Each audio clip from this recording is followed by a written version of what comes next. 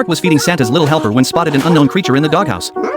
Hey, if you're out here, then who's in there? He crept over cautiously to peek, only to find that it was actually a badger. Bart tried to chase it away with a stick, but the badger was far too ferocious for him to handle. Lisa looked up some facts online and discovered that badgers love to eat woodpeckers, so Bart went next door to borrow Todd's pet bird.